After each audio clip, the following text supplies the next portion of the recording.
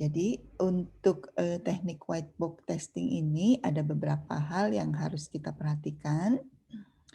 Pertama, kita samakan lagi pemahaman perbedaan white box dengan black box. Intinya kalau white box itu lebih memahami atau ingin mengetahui internal software, sehingga desain tes ini dijalankan pada semua internal dari software untuk memastikan bahwa mereka beroperasi berdasarkan spesifikasi dan desain. Jadi fokus utamanya internal structure, logic path ya. Jadi kalau ada kondisi if dan lain sebagainya, control flow ya, kemudian data flow, kemudian internal data structure, condition loop dan lain sebagainya ya. Jadi betul-betul kita melihat struktur dari program yang akan dites. Sedangkan black box ini mengetahui fungsi spesifik dari software, desain tes untuk mendemonstrasikan setiap fungsi dan mengecek apakah terjadi error atau tidak. Jadi fokus utamanya fungsi, operasi, external interface, external data, dan informasi. Jadi kalau di black box testing utamanya, kalau di sistem testing dia akan memastikan sistem berjalan atau sesuai dengan requirement. Sementara kalau kita misalnya ada unit test dan lain sebagainya, itu memastikan antara input dengan output yang diharapkan itu sudah sesuai. Jadi ada perbandingannya ya, mengeceknya. Jadi antara hasil dari sistem dengan hasil yang dilakukan penghitungan manual akan sama ya. Kalau harus sama, maka itu dinyatakan black box testingnya lolos ya. Itu untuk sebuah perhitungan. Tetapi bagaimana rumus-rumus di dalamnya, bagaimana apakah if-nya sudah betul, apakah penggunaan loop-nya efisien, itu di black box ya sifatnya black box, jadi tidak tahu gitu. Tetapi input dan output-nya sesuai. Ya, jadi black box juga bisa diterapkan untuk pengujian per modul ya, per unit program gitu. Makanya ada JUnit. Nah, itu memastikan input dengan output sesuai, internal di dalamnya kita serahkan kepada white box testing. Ada beberapa istilah ya, kalau kita melihat berbagai referensi, ada yang bilang glass box atau clear box ya. Nah, intinya sama semua bahwa dia memeriksa internal sistem. Nah, jadi white box ini apa saja yang harus dilakukan? Pertama semua PET. Nah, kita akan belajar apa sih yang disebut dengan PET independen ya. Itu minimal harus kita eksekusi paling tidak satu kali ya. Kemudian semua keputusan logikal dieksekusi untuk PET yang benar dan PET yang salah. Nah, nanti kita lihat ya, ini sebetulnya kalau kita punya if ya, maka kita masuk ke then. Kalau tidak memenuhi, masuknya ke else. Nah, kita harus mencoba tidak hanya yang masuk ke if-nya saja, tapi harus mencoba juga ke yang else. Bayangkan kalau program kita if dan else-nya banyak gitu ya dan bersarang, maka kita harus memastikan semua path jalur itu harus dicoba minimal satu kali. Harus. Kalau kita nguji kadang-kadang saya juga kalau males ya, if-nya cobain aja dengan yang benar, dah gitu ya. Cobain dengan yang salah, udah gitu. Selesai gitu ya. Jadi kita mengetes sekali aja gitu ya. Padahal kalau kita ingat lagi tadi di teknik yang boundary ya, seharusnya if juga dicoba batasnya loh gitu ya, seharusnya ya. Jadi tidak hanya sekali aja sebetulnya, tetapi ya minimal lah satu kali gitu ya. Harusnya masih kalau rajin, misalnya batas angkanya if 85 maka A. Ya harusnya saya nyoba, nggak cuma 85. If kalau 85, if kalau 84, if kalau 86. Itu tuh udah common-nya gitu ya, udah jadi habit-nya. Kalau ada batas 85, minimal satu sebelum, satu sesudah. Nah, apalagi kalau masuk ada conditional and gitu ya, dan or dan lain sebagainya. Wah, itu gimana memastikan semua petnya bisa diuji coba minimal satu kali. Kalau enggak bukan tester ya.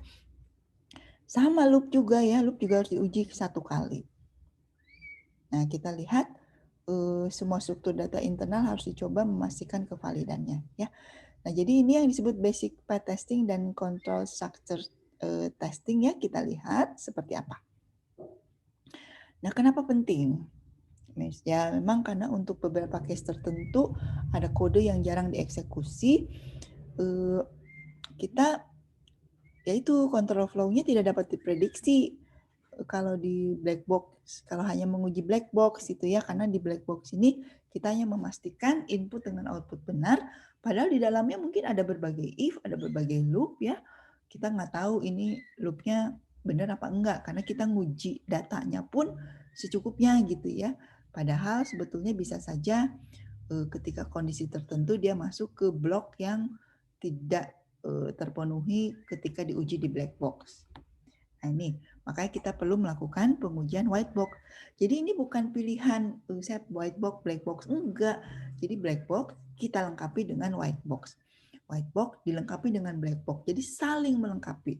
Jadi tester yang mahal ya, kenapa sih tester ini kok ada yang murahan ya? Ada yang mahal banget. Kenapa? Karena ya ini semua tipe digunakan, semua tekniknya juga digunakan. Nah, itulah yang menyebabkan aplikasi terjamin kualitasnya, tidak ada lagi errornya. Nah, di teknik white box kita akan belajar mengenai ada beberapa istilah ya. Ada statement atau pernyataan, ada cabang dan jalur ya. Yang semuanya itu kita kenal atau kita sekarang kenalan dengan yang disebut dengan flow graph ya. Jadi di white box testing kita akan menggunakan flow graph. Apa itu flow graph? Kalau sudah pernah belajar graph, maka kita recall kembali istilah-istilah dari graph. Ada yang disebut dengan simpul atau nodes, ada yang disebut dengan edge atau anak panah ya. Ada yang disebut dengan branch node, titik cabang, yaitu cabang dari sebuah node. Ada yang disebut branch edge, anak panah yang keluar dari sebuah cabang. Kemudian ada path, jalur. Nah ini path ini yang akan kita hitung, path ini akan kita pastikan. Nah, jadi kita lihat ya, node ini nanti akan mewakili statement atau subprogram yang akan kita tinjau ketika kita melakukan testing. Sedangkan edge ini adalah jalur logika program untuk menghubungkan satu pertanyaan atau subprogram dengan yang lainnya. Seperti apakah? Mari kita lihat gambarnya dulu ya. Jadi kalau node itu gambarnya bulat aja. Notasinya memang seperti itu. Di mana-mana kalau graph, node itu bulat. Sedangkan kalau edge ini panah ya. Kalau kita lihat di sini kita memiliki simpul A, B, C, D, E, F, G, H, I, K ya. Jadi ini kita memiliki banyak ini not. Ada berapa nih? 1, 2, 3, 4, 5, 6, 7, 8, 9, 10. 10 not ya. Kemudian kita punya edge. Ada berapa edge? 1, 2, 3, 4, 5, 6, 7, 8, 9, 10, 11, 12, 13, 14. 14 edge ya. Nah, dapat dari mana graf seperti ini? Kita bikinnya gimana? Ternyata graf ini adalah representasi dari kode program kita yang akan diuji secara white box. Ingat ya, cuplikan program. Karena kalau semua program kebayang, makanya kalau semua program capek banget, testernya mahal banget, tapi programnya keren banget. Nah, kita biasanya di white box ini akan mengcapture, mengambil mana sih program yang sangat urgent, yang sangat penting sehingga kita perlu melakukan white box. Di sini kita lihat ya, kita ada kode program if a then. Then-nya itu ada else-nya. Lalu and if. Lalu kita ada if B then, then-nya ke D, else-nya ke E. Lalu and if ya. Setelah and if ada H. Lalu kita ada if C then else, else G, and if. Setelah and if I dulu gitu. Nah, K-nya mana ya? K-nya mungkin di sini di bawah ya, kepotong ya. Nah, mari kita lihat sekarang seperti apa grafnya. If A, then B ya. If A, if B-nya ke sini. If B, then D. Else dari B ke E. Gitu ya. Keduanya bertemu di H. Nah, kalau then dia ke B, kalau else dia ke C. Tetapi C-nya itu ada if lagi. C-nya tuh if then gitu ya. Kalau masuk ya, memenuhi kondisi dia ke F. Kalau tidak memenuhi dia ke G. Lalu and if lagi. Dan bertemu di I. Keduanya ya, nanti setelah and if ini, maaf ya, tolong ditambahkan ini ada K. K ke sini. Maka berakhir di K ya, seperti ini. Nah, ini adalah flow graph. Flow graph yang berasal dari kode program seperti ini. Maka seorang white box tester, dia akan membaca potongan program dan membuat dulu membuat dulu flow graph-nya. Tidak langsung menguji gitu ya, caranya kita buat dulu flow graph-nya. Lalu diapakan? Mari kita lihat ya. Statementnya kita periksa ya. Oh, sudah semua. Lalu kita lihat cabangnya ya. Cabang-cabangnya nih yang terpenuhi. Jadi semua node ini mewakili semua statement. Nah, ini cabang ini yang masing-masing berasal dari masing-masing node. Nah, yang disebut dengan jalur adalah seperti ini. Jadi kita bisa punya jalur dari A ke B ke D ke H ketemu di K ya. Bisa juga ke A, B, E, H dan K. Bisa juga ke A, C, F, I, K dan A, C, G, I, K ya. Jadi kita punya 4 jalur. Artinya sebetulnya kita perlu menguji minimal 4 kali. Minimal loh ya. Minimal agar supaya masuk ke jalur yang pertama, maka nilai berapa yang harus dicoba di statement A ini. Ternyata misalnya ya batasnya 100. Oh berarti kita harus memasukkan if supaya masuk ke 100, maka harus 100 masuk ke B. B-nya ternyata batas nilai 500 misalnya ya, maka dia ke B, maka kita masukkan ke D dan seterusnya ya. Jadi kita menyiapkan angka-angka agar supaya path ini, supaya jalur ini bisa dikerjakan ya. Angka-angkanya berapa? Ya tergantung dari batas masing-masing nilai yang ada di kondisional tersebut. Nah, ini ada beberapa hal yang harus kita samakan persepsi ya. Penyamaan cakupan pernyataan cabang dan jalur. Cakupan cabang 100%, namun cakupan jalur tidak 100%. Contohnya seperti ini. If A dan B lalu C. Seperti ini ya. Ini cabangnya tercakup nih. Dari A ke B ke C gitu ya. Tapi ini jalurnya enggak. Jalur A ke C-nya mana? Kok enggak dicoba gitu ya. Jadi kalau misalnya kita harusnya menguji semua jalur, maka seharusnya kita menguji A, B, C, lalu A dan C ya. Namun bisa jadi ya yang diminta oleh atau kita melakukan hanya yang penting cakupan cabangnya aja gitu ya, ada perwakilan cabangnya aja yang masing-masing diuji. Tapi kalau jalur lurus seperti ini tidak diujikan ya. Nah bisa juga seperti ini ya. Kita mau menguji if A dan B else C. If A dan B ya, else C. Jadi cuman ininya aja yang diuji. Jadi cabang anak panahnya sudah, tetapi jalurnya tidak ya, harusnya kan if D else F. Kalau jalur kan harusnya ini A, B, D, E, F. B, D, E, G ya. Atau nah, sebetulnya kita lihat ya.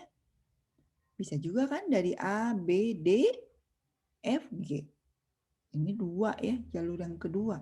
Bisa juga A, C, D, E, G. Ke kanan dulu ya. Bisa juga A, C, D, F, G. Sebenarnya bisa seperti itu. Tapi ini, jadi jalurnya tidak semua ya, belum 100% sebetulnya. Karena kita melupakan jalur yang lewat ini, lewat CD ya. CDE. Ini kan hanya seperti ini jalurnya. Hanya seolah-olah hanya satu ya. Hanya A, C, D, F, G gitu lewat sini. Padahal seharusnya kita bisa punya kondisional. Kombinasi kalau sampai D ini mau ke E dulu daripada ke F. Nah, testing yang menggunakan flow graph ya di white box testing ini ada salah satunya yang disebut dengan basis path ya. Jadi path jalurnya tuh yang basis aja yang dites ya. Ini diusulkan oleh Tommy Keby ya. Disebut juga control flow testing atau branch testing yang cabang tadi ya. Bisa jadi berupa zero path, jalur berhubung tidak penting atau jalur pintas yang ada pada suatu sistem, atau one path, jalur penghubung yang penting, atau berupa proses pada suatu sistem. Jadi bisa ada dua macam branch testing itu ya. Ada yang zero path atau one path. Nah, seperti apakah control flow testing? Tujuan utamanya sebelum betul-betul mengecek path ya, kita mengukur dulu kompleksitas logical dari rancangan prosedur dan menggunakannya sebagai guide untuk menentukan set path dari yang dieksekusi. Jadi kalau tadi dicontohkan ya, untuk beberapa if aja flow graph-nya lumayan kompleks. Kita harus mengecek tadi mau ke D, habis D itu mau ke E apa ke F dulu. Nah, itu kan path-nya. Nah, sebelum kita terjun langsung mengecek path, harusnya kita ukur dulu kompleksitasnya. Seberapa rumitkah program ini? Seberapa banyakkah yang harus dites ya? Seberapa banyaknya path yang harus dites? Tommy Keby mengusulkan basis path testing teknik ya. Di sini kita ukur dulu kompleksitasnya. Jadi nggak seperti terjebak gitu ya, kita bikin flow graph lalu kita coba-coba semua path-nya dan ternyata ada path yang ketinggalan gitu. Nah, dengan teknik basis path testing ini kita ukur dulu kompleksitasnya dan kita pastikan semua path itu sesuai dengan angka yang sudah diukur. Nah, jadi di sini di basic set ini akan dieksekusi oleh setiap statement paling tidak satu kali ya. Jadi nanti kita memahami flow graph notation yang tadi. Lalu ada yang namanya cyclomatic complexity. Nah, ini angka yang sangat penting ya. Lalu kita akan mengukur cyclomatic complexity ini untuk dijadikan acuan deriving test cases dan ada yang disebut dengan graph matrix ya. Jadi kita akan menggunakan matriks. Nah, flow graph ini tadi sudah dicoba ya untuk if then else. Sebetulnya flow graph ini simple dan not ya. Kalau programnya ada sekuen, jadi satu baris lalu baris berikutnya gitu ya, tidak ada kondisi, tidak ada loop, itu disebutnya sekuen. Notasinya seperti ini. Namun kalau ada if, nah kalau if ini boleh dari kiri ke kanan atau atas ke bawah ya. Kita gunakan kalau di flow graph di sini dari kiri ke kanan. Jadi kalau ya supaya saya sih lebih suka dari atas ke bawah ya, karena kalau if-nya panjang nanti ke kanannya panjang. Tetapi ini sama aja. Jadi kalau ada if, kalau then ke kiri, else ke kanan, nanti ketemu di tengah. Bagaimana kalau ada case? Nah, case ini kan kita masuknya dari sini ya. Jadi case A, case B, case C sama aja ya. Lalu ketemu di akhir. Bisa in case atau ada satu kondisi yang harus dilakukan setelah case-nya selesai. Kalau while kurang lebih seperti ini. Jadi kita cek dulu while apa. Kalau memenuhi kondisi dia masuk ke sini. Lalu meloop balik ke kondisi, mengecek ya, mengecek terus-menerus. Ketika kondisi tidak terpenuhi, maka dia masuk ke end-nya, selesainya seperti apa. Demikian juga dengan do while atau repeat until. Masuk dulu kan. Kalau repeat until itu kita uji satu kali. Lalu repeat ya. Nanti ada until-nya. Nah, jadi inilah flow graph ya. Jadi kita cukup menghafalkan notasi flow graph untuk sequence, if, case, while, dan do while ya, atau repeat until. Seperti apakah penerapannya? Nah, jadi kita lihat ya nanti ada node, ada age ya. Jadi kalau age ini menggambarkan flow of control ya, jadi aliran kontrol, bukan aliran data ya, tapi kontrolnya yang mengalir. Datanya tidak, ya. Jadi kita bukan sedang belajar DFD, data flow diagram, tapi ini flow graph. Yang mengalirnya adalah kontrol. Lingkaran disebut node, ya, simpul. Ini sebetulnya menggambarkan satu statement, boleh lebih, ya. Kalau misalnya kita lihat, ya, baris 1 sampai baris 10 itu semuanya statement. Misalnya variabel diisi gitu, ya. A diisi 10, B diisi 11, C diisi. Jadi isi assignment semua. Atau bahkan deklarasi semua gitu, ya. Itu nggak usah satu-satu dibikin jadi note, karena nanti note-nya jadi panjang. 1 sampai 10 ada note 10 sequence semua. Kita boleh digabung, ya. Kalau sekiranya memang tidak signifikan satu sama lainnya, tidak terlalu berbeda. Nanti ada yang disebut dengan area. Area itu dibatasi oleh edge dan node. Ya, itu disebutnya region atau area, ya. Jadi kalau ada edge sama node saling terhubung, tiba-tiba dia membentuk area. Nah, nanti kita hitung regionnya tersebut, ya, sehingga kita nanti bisa menghitungkan yang disebut dengan cyclomatic complexity. Nah, node ada yang istimewa yang disebut dengan predikat node. Predikat node ini adalah node yang mengandung kondisi atau if atau case. Ya, kita ingat bahwa kondisional ini kita biasa menggunakan if atau biasa menggunakan case. Setiap program, ya, procedural design dapat ditransaksikan ke flow graph. Saya mundur dulu, ya, anak-anak, ketika kita melakukan desain, masih ingat nggak? Setelah requirement, modeling, ya, modeling analisis, ada modeling untuk desain. Masih ingat desain itu apa aja? Desain database, desain antarmuka, desain arsitektur, dan desain algoritma, ya, atau prosedural.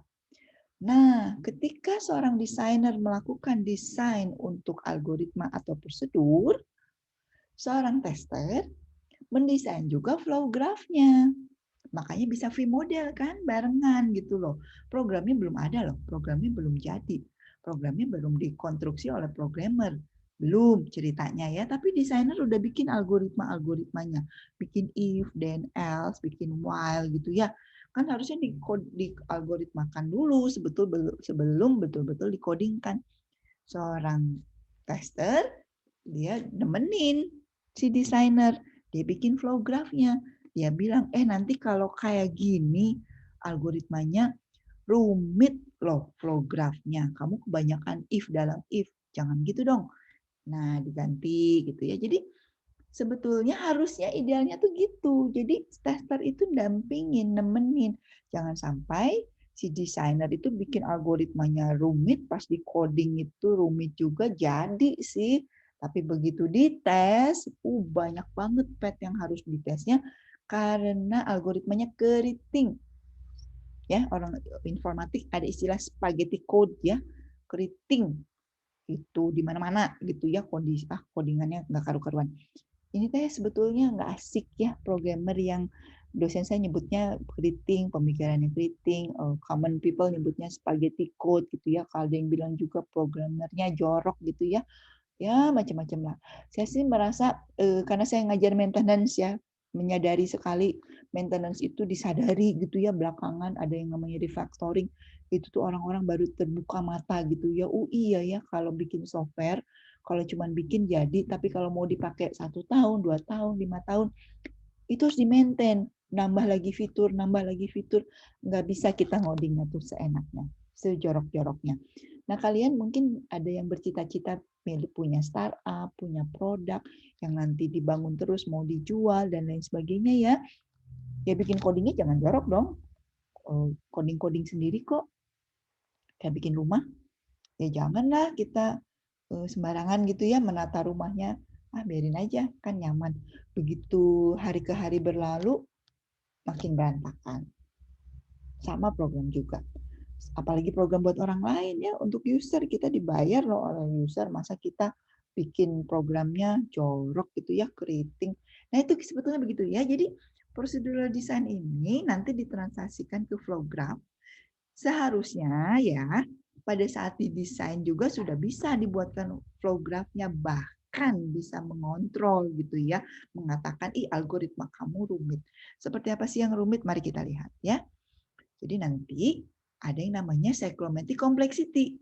Cyclomatic complexity ini menunjukkan program kamu tuh ruwet apa enggak, keriting apa enggak gitu ya. Nah, ini ukuran ya. Jadi ini menarik loh. Kalau kalian pengen TA tapi nggak mau ngoding, tapi kalau pengen ngukur saya banyak banget ya tentang pengukuran. Ini juga ngukur kok gitu ya, tapi memang ngukur kompleksitas sebuah program. Menurut saya penting banget supaya si programmernya terbantu bahwa program kamu tuh kompleks apa enggak. Ya, tester tuh begitu loh perannya. Jadi ngukur itu ya nggak harus selalu ngukur usability, ngukur kualitas-kualitas yang lain. Ngukur kompleksiti sebuah aplikasi pun sangat diperlukan agar supaya nanti di tesnya itu sudah siap. Ini aplikasi rumit loh. Ngetesnya nggak bisa cuma seminggu. Saya minta sebulan. Ngukurnya dari sini, cyclomatic complexity. Seperti apakah? Sebetulnya gampang banget ya. Ini tuh mengecek independent path dalam basis set dan upper bound dari jumlah tes untuk memastikan bahwa setiap statement akan dieksekusi paling tidak satu kali. Independent path adalah setiap path pada program yang mengenalkan paling tidak satu set baru statement yang sedang diproses atau kondisi baru, misal age baru.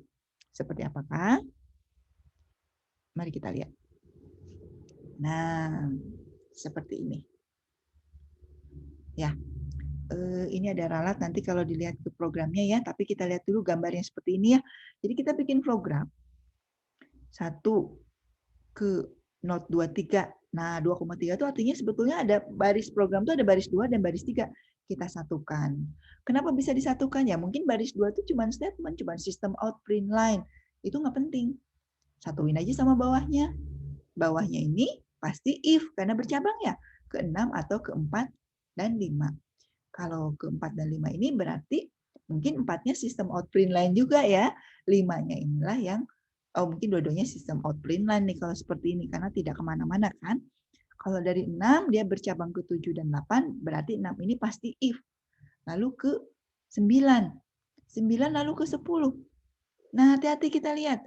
10 dia balik ke 1. Kok ngelup ya? Artinya di baris 1 ini pasti ada for atau while atau do while atau si repeat until ya. Jadi kalau memenuhi kondisi dia balik ke sini. Kalau tidak memenuhi kondisi ya dia balik ke 11. Dalam flow graph seperti ini kita bisa melihat ada sekuen yang ini. Ada berapa for? Hitung aja ya. 1, 2. For-nya 2 ya. Ini sekuen juga nih dari 9 ke 10 ya. Nah, dari 10 balik ke 1 ini pasti loop. Loop. Nggak mungkin kalau nggak loop ya. Karena dia masuk dari sini nih. Balik lagi ke atas. Oke. Nah, ini kita hitung ya. Age itu yang panah-panah, ini age semua. Oke. Predikat not. Nah, kalau not ya semuanya not yang bulat-bulat ini. Tapi predikat ini not yang kondisional ya. Ada if-nya. Nah, kita lihat sekarang ada yang disebut dengan region. Apa itu region? Area yang dibatasi not dan simpul. Ada region 2 ya. Oh, sorry. Kalau 2 ini region, maka seharusnya nih saya tambahkan dulu ya. Ini karena ada R2, maka harusnya ada begini nih. Kenapa? Karena harus ditutup ke lingkup, namanya juga area. Jadi area 2, area 3 yang ditutupi oleh ini kan? Iya. Area 1 tuh yang sebelah sini. Ini area 1 ya. Nah, ini area 2. Sementara area 4 sisanya ya yang di luar ya. Ini R4. Bisa melihat region? Jadi region itu kalau not dan simpul tersambung dia membentuk area, itulah yang disebut dengan region ya atau area.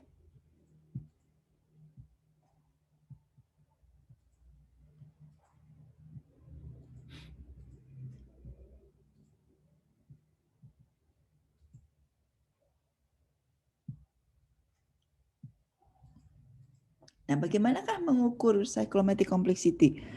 Sebenarnya rumusnya sangat sederhana. Jumlah region atau VG ya, jumlah H dikurangi jumlah node plus 2.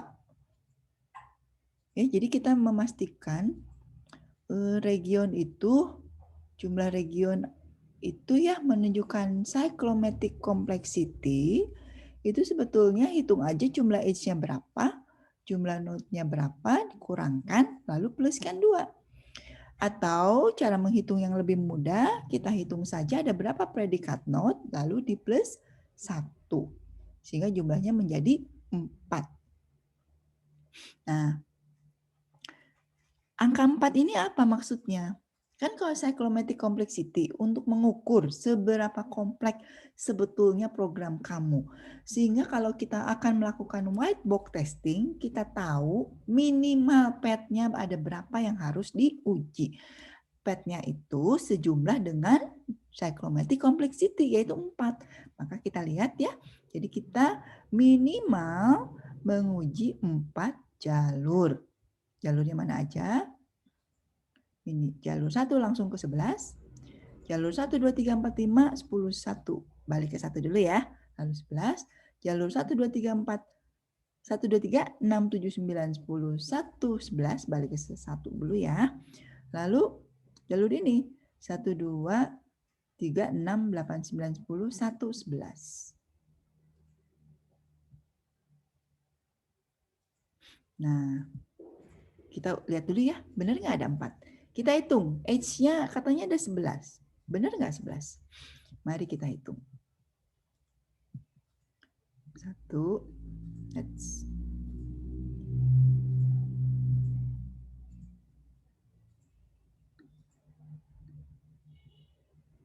Oh.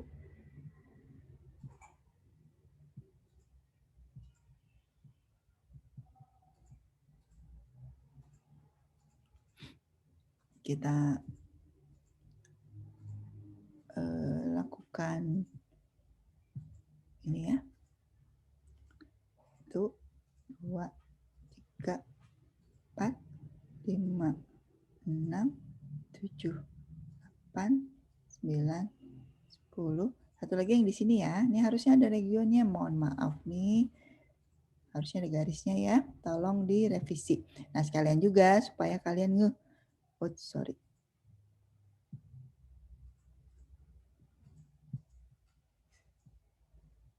bahwa sebenarnya ternyata ada region di situ.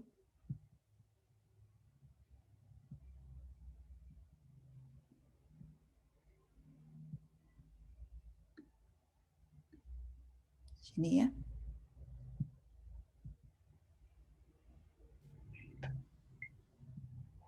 Nah, ada berapa node? Node ya gampang ya ngitung node. 1, 2, 3, 4, 5, 6, 7, 8, 9. Meskipun angkanya sampai 11, node-nya cuma 9 ya, karena ada yang digabungkan. Nah, digabungkan ini membuat node-nya lebih simpel ya. Dan kemudian kita hitung 9 plus 11 kurang 9 plus 2, 4 ya. Kalau region kelihatan dari sini, region itu kan predikat node. Predikat node-nya ada berapa sih predikat node? Mari kita lihat.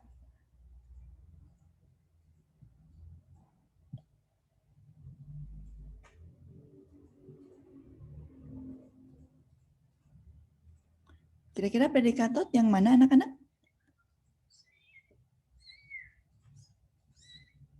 Anak-anak masih hadir? Predikat node yang mana? Yang ada cabangnya ya, itu pasti ada if kalau dia bercabang seperti itu. Nah, predikat node kita ada 2 ya. Yang dari sini yang 2,3 dan yang 6. Itulah yang disebut dengan predikat node.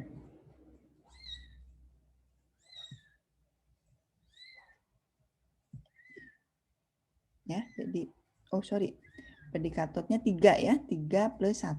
Nah, itu pasti 4. Kalau yang ini plus 2 ya. Nah, dari angka 4 ini kita akan mendapatkan jalur-jalur. Baik, kita cukupkan dulu untuk pengetahuan awal ya, pengetahuan awal untuk basic PET ini. Nanti kita akan lanjutkan dengan bagaimana menerapkannya.